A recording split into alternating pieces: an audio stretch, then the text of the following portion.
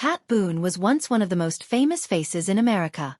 Clean-cut, charming and full of talent, he rose to the top of the music world at a time when rock and roll was still brand new.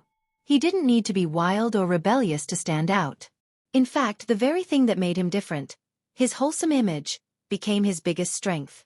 While most stars grabbed headlines for their bad behavior, Boone won fans by staying true to who he was. A polite, family-oriented young man who believed in faith, hard work, and doing what was right. Born Charles Eugene Boone on June 1, 1934, in Jacksonville, Florida, he grew up in Nashville, Tennessee, surrounded by Southern values and strong Christian beliefs. His upbringing shaped everything about him, from his decisions to his public image. Even as a young man, he stood out not just for his voice but for how seriously he took his education and morals. Boone attended David Lipscomb College, then North Texas State University, and finally graduated from Columbia University with a degree in speech and English. That formal training helped him become one of the smoothest and most articulate performers of his time. He knew how to talk, how to carry himself, and how to win people over without ever raising his voice. His big break came in the 1950s, a time when America's music scene was starting to shift. Rock and roll was new, exciting, and a little bit dangerous. Young people loved it. Parents didn't know what to think. Pat Boone stepped into this moment with something different. He wasn't trying to shock anyone. He wasn't trying to stir up trouble. What he offered was a more polished, safer version of the new sound. He started recording cover versions of rhythm and blues songs that were originally sung by black artists.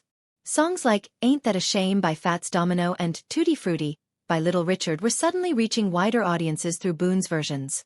That decision earned him both praise and criticism. Some believed he helped introduce black music to white listeners who otherwise might have ignored it. Others felt that his success came at the expense of the original artists who never got the same recognition. Boone always insisted that he admired those artists and respected their talent, but the debate over cultural appropriation has followed his early career ever since. Still, no one could deny the impact he had. His records were selling by the millions. He was topping charts, performing on television, and becoming a household name.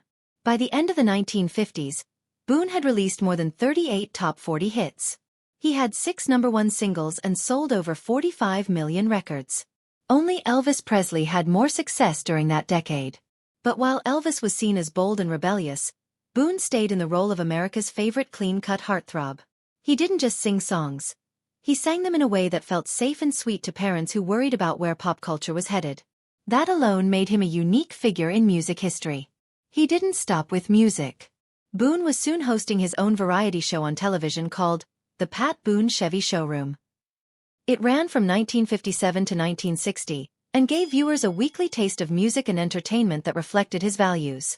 He also starred in movies like April Love, Journey to the Center of the Earth, and State Fair.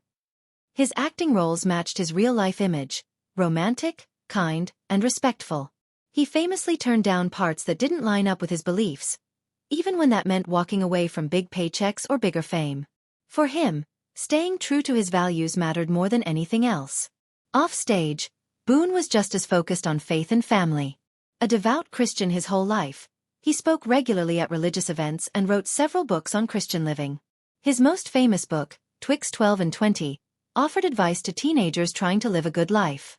It sold millions of copies and became a trusted guide for young people in search of direction. He also supported many causes tied to conservative and religious values, often using his fame to speak out on issues that mattered to him, even when those views weren't popular.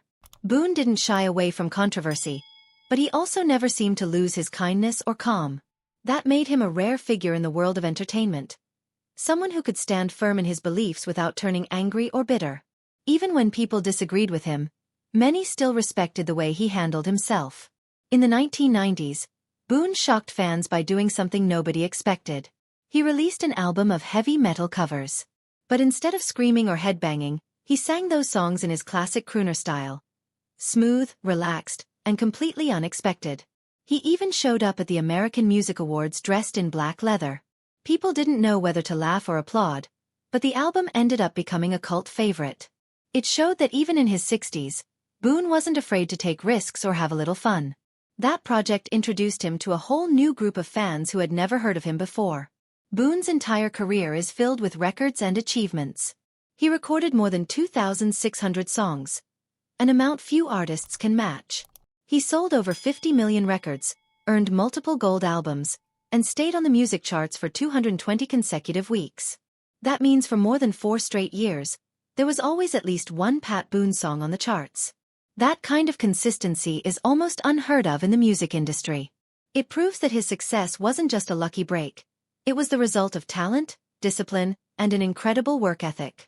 He was also a loyal husband and family man. Boone married Shirley Foley, the daughter of country music star Red Foley, and they stayed together for 65 years until her death in 2019. They raised 4 daughters together, including Debbie Boone, who had a hit of her own with the song You Light Up My Life. In a world where celebrity marriages often fall apart quickly, Boone's long-lasting relationship with his wife was another reminder of how seriously he took his commitments. Even in his later years, Boone remained active. He continued to perform, speak, and take part in causes he cared about. He wasn't trying to be trendy. He wasn't chasing fame. He just kept doing what he loved, sharing music and spreading messages of hope, faith, and love. And even in his 90s, he was still showing up with that same smile and that same calm voice that first made America fall in love with him. One of the most fascinating parts of Boone's story is the relationship he had with Elvis Presley. For years, fans wondered what really went on between these two giants of early rock and roll. Were they rivals? Friends? Something in between?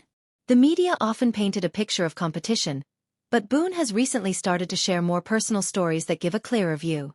He talks about meeting Elvis early on, at studios, on TV shows, behind the scenes. Elvis, he says, was shy when the cameras weren't rolling but incredibly focused on his music. Boone admired that about him. He didn't always understand Elvis's style, but he respected the talent. He even admits that he didn't realize at first just how powerful Elvis's influence would be. Over time, though, he saw that Elvis wasn't just a star. He was a phenomenon. He changed music, changed culture, and opened doors for others, including Boone himself. Still, their lives took very different paths. While Boone stuck closely to his Christian values and avoided the temptations of fame, Elvis often struggled with those same pressures. Boone has said he wishes he could have done more to help. He believes Elvis was searching for something deeper, something spiritual, but didn't have the right people around him to guide him. It's clear that Boone feels real sorrow when he talks about how Elvis's story ended. He doesn't judge. He just feels sad that someone with so much talent and potential couldn't find peace. Boone remembers private conversations with Elvis, talks about faith, about fame, about fears that came with being in the spotlight. He says that behind all the glamour, Elvis was just a man trying to hold it all together. Boone believes that more people should have seen that side of him, the kind, searching soul beneath the rhinestones and headlines.